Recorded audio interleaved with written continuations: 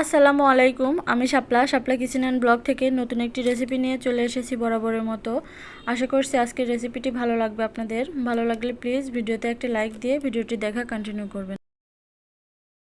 আজকে একটা আমের আচার বানাবো, এজন্য আমি 4টে আম নিয়ে নিয়েছি আর এই আমগুলোকে ধুয়ে কেটে পরিষ্কার করে ফিরে আসছি।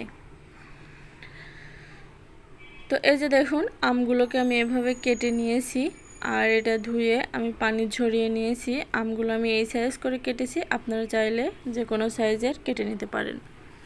এখানে এই আচারটা বানানোর জন্য আমি একটা মশলা বানাবো, সেজন্য এই যে শুকনো মরিচ, দারচিনি, জিরে, তেজপাতা, মৌরি আর দিয়ে দিচ্ছি ধনিয়া, তারপরে পাঁচফোড়ন আর সাদা এলাচ।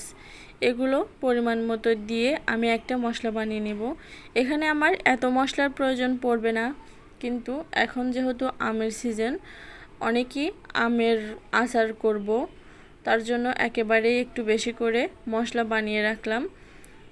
প্রতিদিন মশলা বানাতে দেখা যায় যে অনেক ঝামেলা হয়, সেজন্য এই মশলার রেসিপিটাও আপনাদের সাথে শেয়ার করে দিলাম। এটা আমি প্রত্যেক বছরই বানিয়ে রাখি আর এই মশলাটাই ইউজ করি আচারে। তো এখন আচার বানাতে চলে যাচ্ছি। কড়াইয়ে পর্যাপ্ত পরিমাণে সরিষার তেল দিয়ে দিলাম আর তাতে পাঁচফোড়ন ফোড়ন দিয়ে দিচ্ছি আর এতে দিয়ে দিচ্ছি একটা শুকনো মরিচ আর 3-4 চামচ সরিষা বাটা। এখন আমগুলো দিয়ে নেড়েচেড়ে মিশিয়ে নিচ্ছি।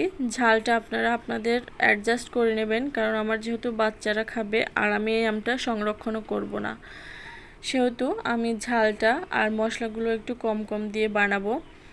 তারপরে এখানে লবণ দিয়ে দিলাম আর দিয়ে দিচ্ছি হলুদ।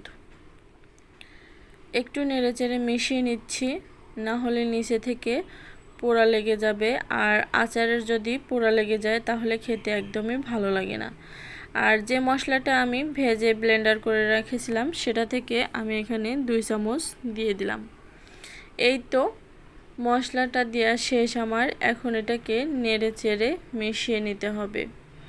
এখানে কিন্তু কোনো এক্সট্রা পানি ব্যবহার করা যাবে না, মিডিয়াম টু লো হিটে রেখেই এই আচারটা বানিয়ে নিতে হবে।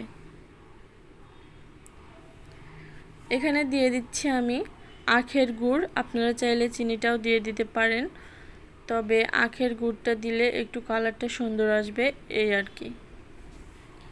আমি এখানে আজকে কোনো ফুড কালার ইউজ করব না, আপনারা চাইলে ইউজ করতে পারেন।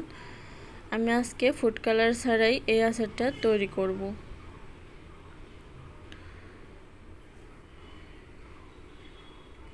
তো যে দেখুন, আমার গুড়টা কিন্তু গলে অনেকটা পানি বেরিয়ে এসেছে আর এই পানিতেই কিন্তু আমার এই আচারটা হবে।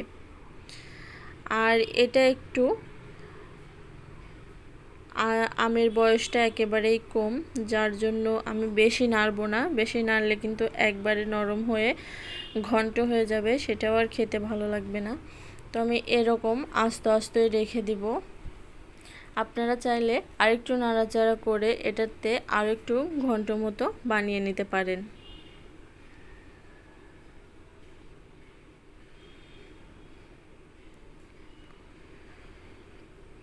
তো এ পর্যায়ে আমি চুলাটা অফ করে দিচ্ছি।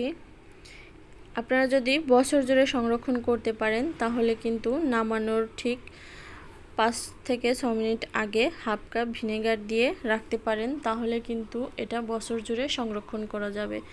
আর আজকে আমি যে রেসিপিতে মানে যে পদ্ধতিতে এই আচারটা বানালাম সেটাও আপনারা 6 মাস সংরক্ষণ করতে পারবেন, একদমই নষ্ট হবে না নর্মাল ফ্রিজে রেখে। তো আজকের রেসিপিটা কেমন লাগলো কমেন্ট করে আমাকে জানিয়ে দিন। আর যদি ভালো লেগে থাকে অবশ্যই একটা লাইক দিতে কিন্তু ভুল করবেন না। আর আমার চ্যানেল যারা নতুন ভিজিট করেছেন এখনও পর্যন্ত সাবস্ক্রাইব করেন নাই, তারা প্লিজ আমার চ্যানেলটাকে সাবস্ক্রাইব করে পাশে থাকা বেল বাটনটি অন করে দেবেন। পরবর্তী ভিডিও আপলোড করলে তাহলে নোটিফিকেশন আপনাদের কাছে পৌঁছে যাবে। তো আজকের মতো এখানে বিদায় নিচ্ছি, চলে আসব অন্য কোনো দিন অন্য কোনো রেসিপি নিয়ে। ততক্ষণ সবাই ভালো থাকবেন, আল্লাহ হাফেজ।